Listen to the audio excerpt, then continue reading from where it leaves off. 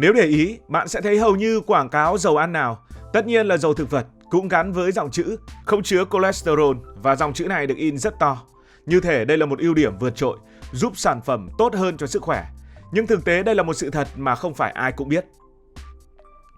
Dầu thực vật vốn được ép từ các loại hạt và quả như là đậu nành, hướng dương, mè, ô liu thì tự nhiên đã không hề có cholesterol rồi. Nói nôm na, việc quảng cáo dầu thực vật không chứa cholesterol cũng giống như việc bạn bán chai nước lọc rồi ghi là không chứa cồn. Nghe rất hoành tráng nhưng đó là một sự thật hiển nhiên.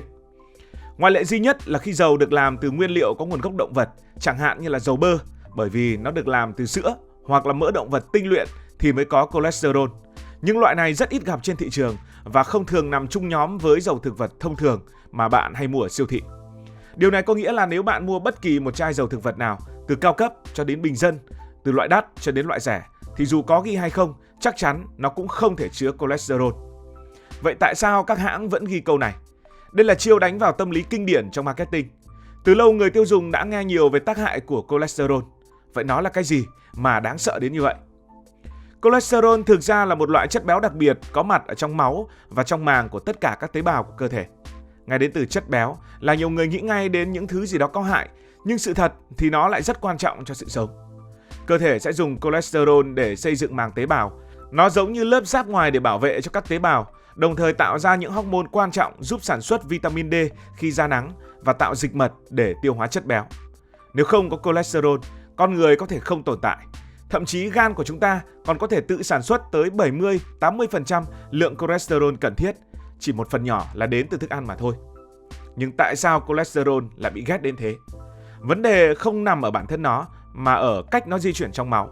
Cholesterol không thể tự bơi trong máu mà phải đi nhờ trên các hạt vận chuyển gọi là lipoprotein, thường được gọi là cholesterol xấu. Nó giống như những chiếc xe tải chở cholesterol từ gan đi khắp cơ thể. Nếu quá nhiều cái này thì lượng cholesterol dư sẽ bám vào thành mạch máu, tạo ra các mảng xơ vữa khiến mạch bị hẹp lại, máu khó lưu thông và nguy cơ nhồi máu cơ tim và đột quỵ sẽ tăng cao. Và người ta sợ cholesterol bởi nó gắn liền với bệnh tim mạch, nguyên nhân tử vong hàng đầu trên thế giới. Thêm vào đó, hàng chục năm qua, báo chí, quảng cáo, những chiến dịch y tế cộng đồng liên tục nhấn mạnh rằng cholesterol là kẻ giết người thầm lặng, khiến hình ảnh của nó trong mắt người dân luôn tiêu cực. Thế nên, khi thấy dòng chữ không chứa cholesterol nổi bật trên bao bì, người mua sẽ có cảm giác yên tâm hơn, tin rằng sản phẩm này an toàn cho tim mạch và sẵn sàng chọn nó thay vì một sản phẩm khác không ghi câu đó, dù thực tế thì cả hai đều như nhau. Đây chính là một dạng quảng cáo thừa thông tin, nói ra một điều vốn dĩ luôn đúng để tạo ấn tượng đặc biệt. Chiêu này giúp thương hiệu ghi điểm trong vài giây ngắn ngủi mà khách hàng đứng trước kệ hàng và đôi khi còn khiến người mua tin rằng họ đang lựa chọn một sản phẩm tốt cho sức khỏe dù chẳng có sự khác biệt thật sự. Nói tóm lại, dầu thực vật không cholesterol không sai nhưng không phải là điểm cộng đặc biệt. Đây chỉ là một cách nói khéo léo để khiến người tiêu dùng cảm thấy an tâm và rút ví nhanh hơn. Quan trọng hơn nữa, từ đó người ta lại tránh xa mỡ động vật, mà cụ thể ở Việt Nam, mỡ lợn là chủ yếu. Và từ đây, chúng ta có cuộc chiến giữa dầu ăn và mỡ lợn. Nếu ngược dòng thời gian về trước những năm 1980, bạn sẽ thấy các căn bếp ở Việt Nam không hề có bóng dáng một chai dầu ăn công nghiệp. Từ miền xuôi đến miền ngược, từ nhà nghèo đến nhà giàu, chất béo để nấu ăn gần như chỉ có mỡ lợn. Người ta mổ lợn, phần thịt thì ăn luôn, phần mỡ đem thắng để lấy mỡ nước, còn tóp mỡ thì để ăn kèm với cơm hoặc là làm nhân bánh, phải nói là rất ngon.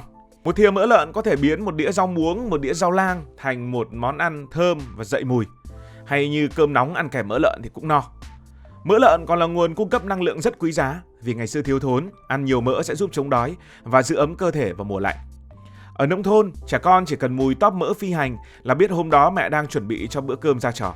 Mỡ lợn không chỉ nuôi lớn cả một thế hệ mà còn gắn với những ký ức ấm áp của gia đình Việt.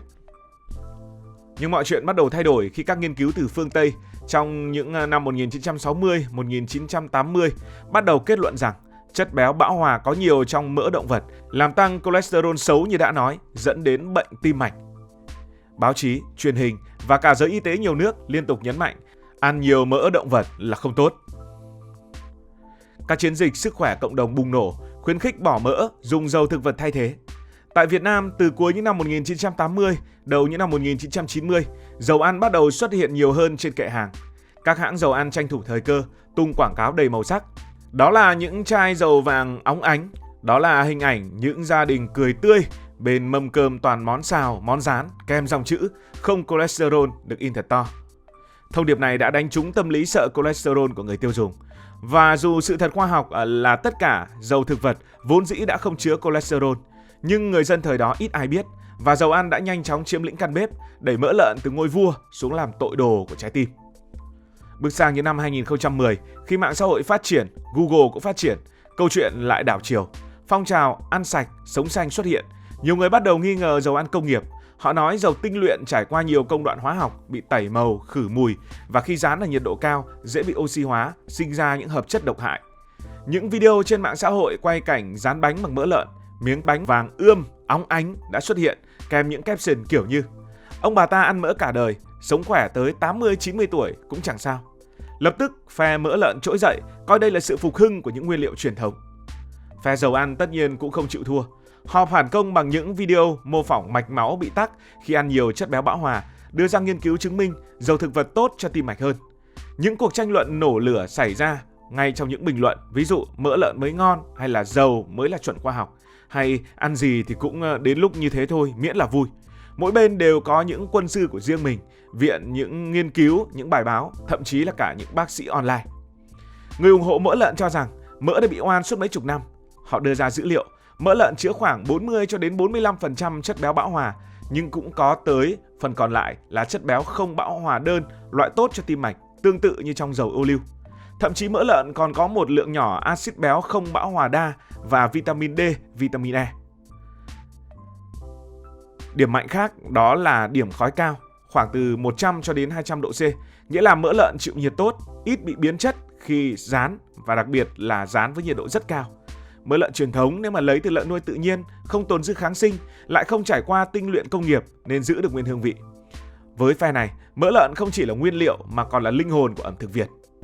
Còn những người ủng hộ dầu ăn thì khẳng định, dầu thực vật giàu chất béo không bão hòa đa và đơn, giúp giảm nguy cơ xơ vữa động mạch.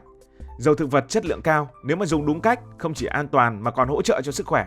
Vấn đề là người tiêu dùng hay chọn dầu giá rẻ, rán quá nhiệt hoặc tái sử dụng nhiều lần thì mới bị làm sao đó thôi. Về mặt khoa học mà nói, không bên nào thắng tuyệt đối, mỡ lợn không xấu như từng bị lên án và dầu ăn cũng không hẳn là quá tốt như quảng cáo. Sức khỏe phụ thuộc vào nguồn gốc nguyên liệu, cách nấu và lượng tiêu thụ.